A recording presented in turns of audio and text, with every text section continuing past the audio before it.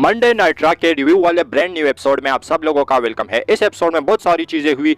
Semi Zen और Kevin Owens से Usos भाग गए, साथ ही में सेथ रॉलिंस को एक बार फिर से नॉक आउट कर दिया और मेन इवेंट में कोडी रोड ने लगा दिया एक बिग बूट सोलो सिक्वाय को, और भी अच्छी चीजें हुई। तो ये वीडियो काफी इंटरेस्टिंग होने वाली है, इसे एंड तक देखिए। अगर पसंद आए तो वीडियो को लाइक करें, शेयर करें और फर्स्ट टाइम विजिटर चैनल को जरूर से सब्सक्राइब करें। तो इंट्रो के बाद विदाउट वेस्टिंग ज्यादा time let's begin this video.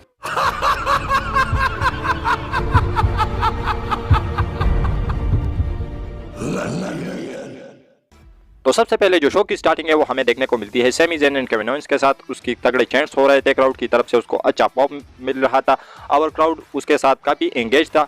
वो एक दूसरे की तारीफें कर रहे थे और केविन ओवेंस कहते हैं कि सेमी ज़ेन जो है उसको मैं यही चीज़ें समझा रहा था कि आप ब्लड लाइन से अलग हो जाओ, सब चीज़ें जो है अपनी मर्जी से करो, रोमन रेंस के मर्जी से बिल्कुल भी कोई चीज़ ना करो। और ब्लड लाइन में सिर्फ सेमी ज़ेन एक ऐसा बंदा था जो कि शाइन कर रहा था। तो अब जो ये अलग हो गया है, हम दोनों सेम पेज के ऊपर आ गए हैं, तो अब हम क्या करेंगे? तो रेसलमेनिया के साइन की तरफ जो है पॉइंट करते हैं। इसके बाद वहां पर ऊसोस आते हैं। ऊसोस कहते हैं, जिमी ऊसो कहते हैं कि हम तुम्हारे चैलेंज को बिल्कुल भी एक्सेप्ट नहीं करेंगे और ना ही हम तुमसे लड़ने वाले हैं। जिसको जो जे ऊसो है वो माइक लेते हैं और कहते हैं कि अगर हमें इसको टिकाने लगाना है तो हम लोगों को इसके साथ लड़ना पड़ेगा और हम इसके मैच के चैलेंज को एक्सेप्ट करेंगे। तो ये जो मैच है ये रेसलमेनिया 39 के लिए ऑफिशियल हुआ, Usos versus semi Zen and Kevin Owens. तो इसके बाद इन दोनों टीमों के दरमियान ब्रॉल होती है और ये इस ब्रॉल में जो अपर हैंड है वो Kevin Owens and Sami Zayn को मिलता है। और उसके बाद जो ऊसोस है वो चेयर लेते हैं हाथ में, लेकिन स्क्रीन पर उसको रोमन रेंस दिखाई देते हैं कि वो गाड़ी से उतर रहे, तो इसको देखकर वो वहां से सरक लेते हैं। इसके बाद जो नेक्स्ट चीज हमें शो के ऊपर देखने को मिली वो तो ऑस्टिन थ्योरी और मॉन्टेस्पोर्ट का मैच, जो कि काफी कमाल धमाल एक जबरदस्त मैच था। और इस मैच में जो मॉन्टेस्पोर्ट की परफॉर्मेंस थी वो काफी कमाल की थी, काफी अलग लेवल की। लेकिन क्या मॉन्टेस्पोर्ट इस मैच में जीत गए? तो बिल्कुल भी नहीं, बल्कि जो ऑस्टिन थ्योरी है उन्होंने अपने फिनिशर ए टाउन डाउन लगाकर मॉन्टेस्पोर्ट को इस मैच में पिन किया और विक्ट्री अर्न की। उसके बाद वो माइक लेते हैं और कहते हैं कि आप लोग मेरा बिलीव नहीं कर रहे थे और ना ही मॉन्टेस्पोर्ट कर रहा था, तो आज वो हार गया मेरे से और ये अब बिलीव करेगा। और बिल्कुल इसी तरीके से रेसलमेनिया 39 के अंदर जब जॉन सीना मुझसे हार जाएगा तो वो भी बिलीव करेगा। इसके बाद जो नेक्स्ट चीज़ हमें शो के ऊपर देखने को मिली वो था ओमास वर्सेस मुस्तफा अली का एक सिंगल्स मैच। ये मैच भी काफ़ी कमाल का एक ज़बरदस्त मैच था, लेकिन एक छोटा सा मैच था। और बात करें इस मैच की अगर हम, तो इस मैच में जो ओमास है उन्होंने अपने finisher double handed choke slam के जरिए से इस मैच में विक्ट्री अर्न की और बाद में ब्रॉक के खिलाफ छोटा सा प्रोमो कट किया और वहां से जाने लगते हैं। इसके बाद जो नेक्स्ट चीज हमें शो के ऊपर देखने को मिलती है वो होता है लोगन पॉल का इम्पल्सिव शो। तो उसके बाद वो रिंग के अंदर आते हैं और जो मिस है वो कहते हैं कि मैं तुम्हारी हेल्प करूं इस शो को होस्ट करने में, जिस पर जो लोगन पॉल है वो कहते हैं कि बिल्कुल भी नहीं, मैं खुद ही यहाँ पर आया हूँ इस शो को होस्ट करने के लिए।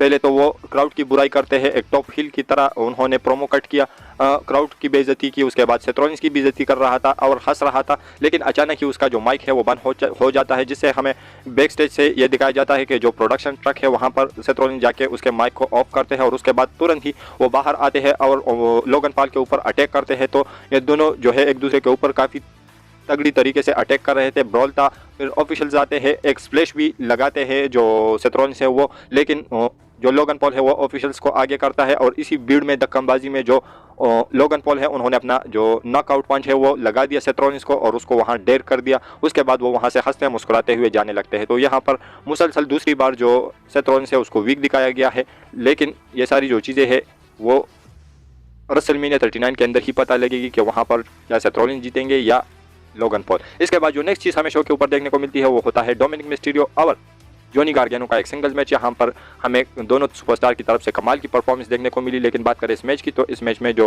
डोमिनिक मिस्टीरियो है उन्होंने अपने फिनिशर के साथ इस मैच में विक्ट्री अर्न की। बाद में माइक लिया, रे मिस्टीरियो के खिलाफ उन्होंने एक प्रोमो कट किया कि वो मेरे मम्मी के पीछे छुपता है और अगले वीक मेरी फैमिली स्मैकडाउन के ऊपर आने वाली है, तो वहाँ पर मैं उसे सारे फैमिली के सामने चैलेंज करूँगा और उसको मेरा चैलेंज एक्सेप्ट करना पड़ेगा। तो ये इस जो बाप बेटे की स्टोरी लाइन है वो भी काफ़ी तगड़ी जा रही है और अगले स्मैकडाउन के अंदर रे मिस्टीरियो और उसकी फैमिली भी आने वाली है, तो वहाँ पर चीज़ें काफ़ी मज़ेदार हो सकती है। इसके बाद जो नेक्स्ट चीज़ हमें शो के ऊपर देखने को मिलती है वो होता है रिया रिप्ली का रिंग के अंदर आना। वो रिंग के अंदर आती है और कहती है कि जो शॉर्लेट प्लेयर है उन्होंने 3 साल पहले ही मुझे हराया था, लेकिन अब वो रिया रिप्ली को नहीं हरा पाएगी और अब 3 साल बाद मैं उसे हराऊंगी। और जो चीज़ें हैं वो उसके बारे में ट्रेश टॉक कर रही थी, लेकिन वहाँ पर जो बेली है वो आती है और कहती है कि तुम्हें मुझसे टिप्स लेना पड़ेगी क्योंकि मैंने उसे हराया है।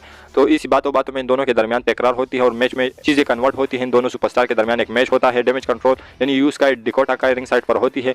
डिस्ट्रैक्शन फैलाने की कोशिश करते हैं, लेकिन जो चीज़ें हैं वो उसको इक्वल करने के लिए वहाँ पर ट्रिश स्ट्रेटस, बियांका, बेकी लिंच और लीडा आती है और इसी को देखकर जो बेली है वो डिस्ट्रैक्ट हो जाती है और इसी का फायदा रिया रिप्ली ने उठाया। उन्होंने अपना फिनिशर रिपटाइड लगाकर इस मैच में बेली को पिन कर लिया। तो एक कमाल के मैच के बाद रिया रिप्ली यहाँ पर जीत जाती है। इसके बाद जो नेक्स्ट चीज़ हमें शो के ऊपर देखने को मिलती है वो होता है चैट केबल और रिकोशे का मैच। तो चैट केबल ने आज ओटिस को कन्विंस किया होता है, वो रिंग साइड पर होते हैं, लेकिन मैच के बीच में जो मैक्स डुप्री है वो आती है, मैगजीन डुप्री है वो आती है और ओटिस को वहां से लेके जाती है और इसी चीज़ को देखकर जो चैट केबल है वो डिस्ट्रैक्ट हो जाते हैं और यहाँ पर जो रिकोशे है उन्होंने अपना फिनिशर शूटिंग स्टार प्रेस लगाकर इस मैच में विक्ट्री अर्न की। तो ये मैच जो था ये रेसलिंग वाइज काफ़ी कमाल का एक ज़बरदस्त मैच था और यहाँ से हमें ये भी पता चलता है कि WWE ने रेसलमेनिया 39 के लिए जो फेटल 4-वे टेक टीम मैच है वो भी कंफर्म कर लिया, जहाँ पर एक टीम में होंगे ओमास और रिकोशे, दूसरे टीम में वाइकिंग रेडर्स, स्ट्रीट प्रॉफिट्स और जो चैट केबल एंड ओटिस। तो इसका फेटल 4-वे मैच होने वाला है रेसलमेनिया 39 के अंदर। इसके बाद जो नेक्स्ट चीज़ हमें शो के ऊपर देखने को मिलती है वो होता है एक टैग टीम में, जहां पर एक टीम में होती है बियांका ब्लेयर और आस्का, दूसरी टीम में जो चेल्सी ग्रीन और पाइपर नेवन होती है। तो ये मैच भी काफ़ी कमाल का एक ज़बरदस्त मैच होता है और इस मैच में जो एंडिंग मोमेंट में हमें ये चीज़ देखने को मिलती है कि जब जो बियांका ब्लेयर है उन्होंने अपना फिनिशर लगाया पाइपर नेवन को और इस तरीके से उस मैच में विक्ट्री अर्न करती है। लेकिन मैच के बाद तुरंत ही जो आस्का है उन्होंने अटैक किया बियांका ब्लेयर के ऊपर और काफ़ी ब्रूटल अटैक किया। तो इन दोनों सुपरस्टार के स्टोरी लाइन में भी आज हमें थोड़ा सा प्रोग्रेशन देखने को मिला। इसके बाद जो नेक्स्ट और मेन इवेंट हमें देखने को मिला वो था काफ़ी कमाल का। दोनों सुपरस्टारों की जो प्रोमो वार थी वो काफ़ी कमाल की थी। तो सबसे पहले तो रोमन रेंस, सोलो सिक्वाई और पॉल हेमन रेंस के रिंग के अंदर आते हैं। सबसे पहले तो रोमन रेंस माइक लेते हैं और कहते हैं कि एक्नॉलेज मी वहाँ के क्राउड से, और जैसे ही वो कुछ बोलने वाले होते हैं वहाँ पर जो कोडी रोड है वो आते हैं।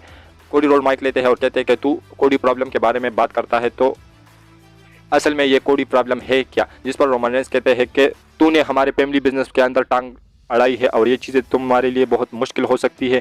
तू एक भगोड़ा इंसान है। जब तू स्टारडस्ट हुआ करता था तो वो कैरेक्टर तू सही से प्ले नहीं कर पाया, तो वो यहाँ से भाग गया। उसके बाद तूने एक कंपनी को ज्वाइन किया जहाँ पर उसको बिल्ड किया अच्छे तरीके से, लेकिन वहाँ से भी तू भाग गया, जिसको और ना ही तू एक अच्छा बेटा है बल्कि तुम्हारे पिताजी मेरे जैसा बेटा चाहते थे और मेरे ऊपर वो प्राउड फील करते थे। जिस पर जो कोडी रोड है वो कहते हैं कि बिल्कुल तुमने ठीक कहा कि मैंने स्टारडस्ट का कैरेक्टर प्ले नहीं किया, मैं यहाँ से भाग गया, फिर उसी कंपनी से आके दोबारा WWE के अंदर आया।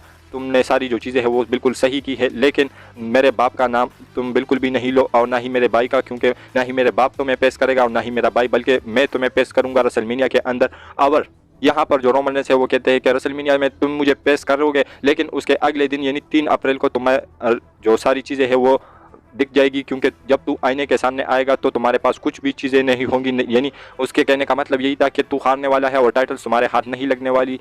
जिसके बाद जो कोडी रोड है वो कहते हैं कि मैं अब तुम्हें बताता हूँ कि मैं रेसलमेनिया के बाद तुम्हें कैसा फील कराऊंगा कि जब मैं रेसलमेनिया के अंदर जीत जाऊंगा तो अगले दिन आप जब उठोगे तो तुम्हारे साथ सबसे पहले तो जे ऊसो छोड़ने वाले हैं, उसके बाद जिमी ऊसो जाएंगे, उसके बाद सोलो सिक्वाई जाएंगे, उसके बाद जो पॉल हेमन है वो भी वापस से जिस तरीके से तुम्हारे साथ वाइज मैन बन के घूमता है तो ये भी वापस से एडवोकेट बन जाएगा।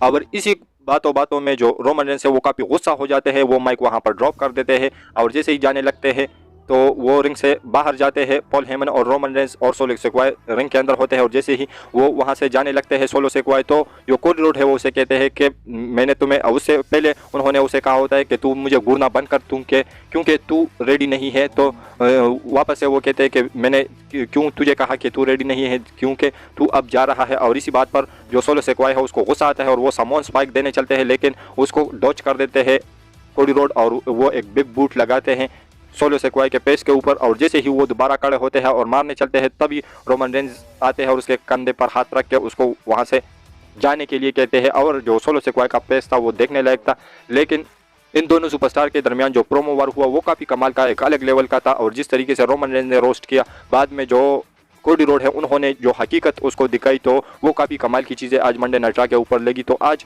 Story line wise Monday night raw पर काफ़ी अच्छा काम हुआ और आज का जो मंडे नाइट रॉ था वो काफ़ी कमाल का शो था। तो आप लोग इसे कितना रेट करोगे? और हमारी ये जो आज की वीडियो थी वो यहीं तक की थी। अगर पसंद आए तो वीडियो को लाइक करें, शेयर करें, फर्स्ट टाइम विजिटर चैनल को जरूर से सब्सक्राइब करें, क्योंकि आप लोगों को हमेशा ऐसी इंटरेस्टिंग और लेटेस्ट वीडियोस देखने को मिलती रहती है। तो मिलता हूँ आपसे बहुत ही ज़्यादा जल्दी किसी इंटरेस्टिंग वीडियो के साथ। तो until that time stay healthy and keep watching wrestle catcher.